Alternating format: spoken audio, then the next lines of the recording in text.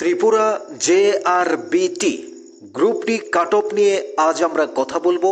প্রত্যেকের phone calls, message, comments box প্রত্যেকটা জায়গায় কাট অফ কত হতে পারে এই নিয়ে সবার প্রশ্ন একটাই, আমরা আজ ক্লিয়ার করব। সবার আগে বলতে চাই আপনাদের সবাইকে আমাদের সাথে থাকার জন্য আন্তরিক ধন্যবাদ।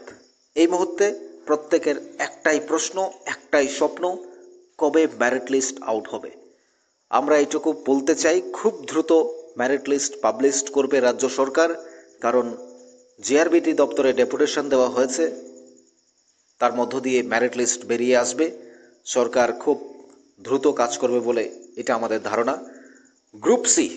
গ্রুপ সিতে যে কাট অফটা ছিল সেই ভিডিওটা আপনারা দেখে আসতে পারেন। আমরা যে কথাগুলো বলবো সেটা আপনাদের বিশ্বাস না হতে পারে। আপনারা গ্রুপ সির যে মেরিট লিস্ট আউট হওয়ার আগে যে কাট অফটা আমরা দিয়েছিলাম সেটা গিয়ে দেখতে পারেন।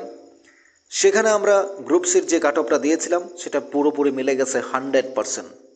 এবার গ্রুপ ডির যে 100% মিলবে কি মিলবে না, আপনাদের বিশ্বাস এবং অবিশ্বাস দুটোই থাকতে পারে, সেটা একান্তই আপনাদের ব্যক্তিগত বিষয়। আমরা যে আলোচনা করব, যে কাট অফ নিয়ে বলতে চাই, সেটা অনেকের ভালো লাগবে, অনেকের লাগবে না, অনেকের বিশ্বাস হবে, অনেকের হবে না।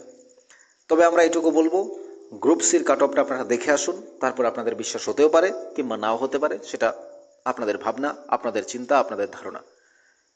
গ্রুপ সির যে কাট অফ আমরা বলেছিলাম সেটা যেহেতু মিলে গেছে, গ্রুপ ডির কাট অফও 100% না মিললেও 99% মেলার সম্ভাবনা রয়েছে, এটুকু বলতে পারি আপনাদের। আবার 100%ও মিলতে পারে। গ্রুপ ডির যারা জেনারেল রয়েছেন, আমাদের টোটাল ক্যান্ডিডেট 12,000, 12,000 ক্যান্ডিডেট ভাইভাতে বসেছে। তার মধ্যে জেনারেল যারা রয়েছেন, জেনারেল ক্যাটাগরিতে আপনাদের কাট অফ হতে পারে 55 to 65, অর্থাৎ 65-এর ওপর ভাইভা এবং রিটেন মিলিয়ে যারা রয়েছে তারা তো শিওর চাকরি পেয়েই গেছে, এবং তার মধ্যেও যারা 65-এর নিচে আছে, 55-এর উপরে আছে, তারাও শিওর এই গ্রুপ ডি চাকরির অফারটা বা মেরিট লিস্টে তাদের নামটা থাকবে। জেনারেল ক্যাটাগরিতে যারা রয়েছে তাদের জন্য 55 to 65। যারা SC ক্যাটাগরিতে রয়েছে তারা 50 থেকে 60 অ্যাভাব যারা রয়েছে রিটেন এবং ভাইভাতে মিলিয়ে, ভাইভাতে বাদ দিয়ে যারা রিটেনে তো তার উপর আছে, তারা তো শিওর 60-র উপরে যারা পাবে তারা শিওর মেরিট লিস্টে আসবে। এবং তার মধ্যে যারা 50 থেকে 60-র মধ্যে থাকবে তারাও শিওর ভাইভা এবং রিটেন মিলিয়ে। ST এবং PWD ডিসেবিলিটি যারা রয়েছে, ST এবং PWD তারা 45 থেকে 55-এর উপরে যারা থাকবে তারা শিওর মেরিট লিস্টে তো অবশ্যই আসবে। এবং 45 থেকে 55-এর মধ্যে যারা থাকবে, ST এবং ডিসেবিলিটি, PWD, আপনারাও অবশ্যই এই মেরিট লিস্টে আপনারা চান্স পাবেন। আমি আবারও বলছি, জেনারেল ক্যাটাগরি 55 to 65, 65-এর উপর যারা রয়েছে তারা তো অটোমেটিকলি চলে আসবে, এবং 55 থেকে 65-এর মধ্যে যারা আছে তারাও অবশ্যই মেরিট লিস্টে চান্স পাবে, এটাই হতে পারে তাদের কাট অফ। এবং 50 থেকে 60 SC ক্যাটাগরিতে থাকবে, এবং ST এবং PWD 45 থেকে 55-এর মধ্যে, এটাই থাকবে। আমার অ্যানালাইসিস বলে গ্রুপ সিতে যেটা করেছিলাম সেটাই হয়েছে। এখন এখানে যারা গ্রুপ ডিতে যেটা দেওয়া হয়েছে কাট অফ, সেটা তো 35% জেনারেল, SCদের জন্য 30%, এবং রিজার্ভ ক্যাটাগরি STদের জন্য হচ্ছে 26%। তো কাট অফ ভাইভা এবং রিটেন মিলিয়ে এটাই হবে। যদিও গ্রুপ ডি পরীক্ষা আর প্রশ্ন অনেকটাই সহজ হয়েছে গ্রুপ সির তুলনায়, অনেকে খুব ভালো মার্ক পেয়েছেন, এবং আমাদের বিভিন্ন ভিডিওতে আপনাদের কমেন্টস, আপনাদের মতামত, আপনাদের ফোন কলসে আমরা জানতে পারছি। এবং সেই সূত্রে আমরা আশা করব, সেই বিষয়ে আমরা আলোচনা করার পর, অ্যানালাইসিস করার পর, অনেকের সঙ্গে কথা বলার পর বুঝতে পেরেছি গ্রুপ সিতে যে কাট অফটা আমরা দিয়েছি সেই ভিডিওটা আপনারা দেখে আসুন। দেখার পর আপনি এই ভিডিওটা দেখুন, তাহলে আপনি বুঝবেন সেটার সঙ্গে মিলেছে কিনা। আর ওই ভিডিওটা আমরা মেরিট লিস্টের আগেই আপলোড করেছিলাম কাট অফ নিয়ে, তা আপনারা দেখলেই বুঝতে পারবেন।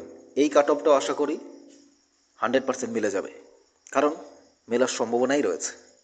যেহেতু 12,000 ভাইভাতে বসেছে, তার মধ্যে 2,500 চাকরি পাবে, তো সেখানে আবার 1:6 রয়েছে, আপনাদের ভুললে চলবে না। একজনের একটা পোস্টের জন্য 6 জনকে ডাকা হয়েছে, তাহলে এখানের যে পরীক্ষা অনেকের ভালো হয়েছে, আর ভালো হওয়ার ফলে যদি কেউ রিটার্নে 50 পেয়ে থাকে, ভাইভাতে যদি সে 10ও পায়, তার 60 পৌঁছে গেছে। আবার দেখা গেল যে হয়তো কেউ রিটার্নে 45 পেলো, ভাইভাতে 15 পেলো, সেও 60তে পৌঁছে গেল। তো অনেকে আছে দেখবেন রিটার্নে 50-র কাছাকাছি পেয়েছে, ভাইভা অনেকের খুব খারাপ হয়েছে, অনেকের খুব ভালো হয়েছে। আমাদের যতটুকু বলেছে আমরা ততটুকু বুঝেই বলছি। অনেকে বলছে 15-এ পরীক্ষা, অনেকে বলছে দাদা 7-8 তো পাবোই, অনেকে বলছে 10, অনেকে বলছে 12, অনেকে বলছে আমার খুব ভালো হয়েছে 15তে 15 পাবো। তো সব কিছু মিলিয়ে অ্যানালাইসিস করে আমরা গ্রুপ সিতে যেভাবে করেছি ঠিক এভাবেই আপনাদেরকে বলছি আমরা যে আপনাদের আর বেশি অপেক্ষা করতে হবে না। সরকার অত্যন্ত দায়িত্বশীলভাবে, সরকার নিখুঁতভাবে যোগ্যতা সম্পন্নদের, মেধাবীদের এবং মেরিট লিস্ট আউট করবে। সেখানে কোনো রাজনীতি থাকবে না, কোনো চিন্তাভাবনার কারণ নেই। আউট অফ স্টেট থেকে যারা রয়েছে তারাও খুব কম সংখ্যক পরীক্ষায় বসেছে, আমরা যতদূর জানতে পেরেছি যে এত চিন্তা করার কিছু নেই। আউট অফ স্টেটে গ্রুপ সিতে যতজন পেয়েছে, গ্রুপ ডিতে তার অর্ধেকও পাবে না, কারণ এ নিয়ে আপনাদের এত চিন্তা করার কিছু থাকবে না, আপনারা নিশ্চিন্তে থাকতে পারেন।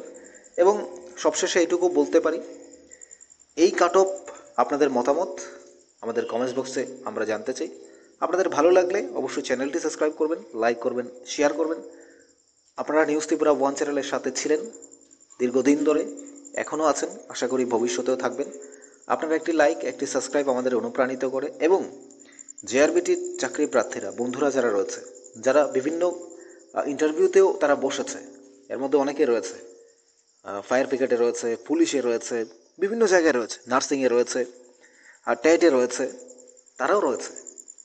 তো আমরা প্রত্যেকের জন্য একটা কথাই বলতে চাই, অনেকে টিপিএসসিতে পাশ করেছে, আমাকে অনেকে বলেছে দাদা টিপিএসসিতে আমরা কোয়ালিফাই করেছি, যার ফলে এই জেআরবিটি গ্রুপ সি চাকরি করছে অনেকে, তারা এই চাকরিটা ছেড়ে দেবে। কিন্তু মেরিট লিস্টের বা ওয়েটিং লিস্ট তো কোথাও নেই। জেআরবিটি যখন নোটিশ দেয়, পাবলিশ করে, তখনই এখানে ওয়েটিং লিস্টের কোনো কথা তারা উল্লেখ করেনি। তাই ওয়েটিং লিস্ট তো বেরোবার কোনো চান্স বা কোনো সম্ভাবনাই নেই। এখন প্রশ্ন হলো, আমি যে কাট অফটা দিয়েছি, যে জেনারেল, এসটি, এসসি, পিডাব্লিউডি, আপনাদের প্রশ্ন থাকলে অবশ্যই কমেন্টস বক্সে জানাতে পারেন আপনার মতামত। আমরা আমাদের আলোচনা করলাম, আপনাদের কারোর ভালো লাগবে, কারোর ভালো লাগবে না। সরকার অনেক নিখুঁতভাবে যেভাবে গ্রুপ সি দিয়েছে সেভাবে দেওয়ার চেষ্টা করছে, সেটাই থাকবে।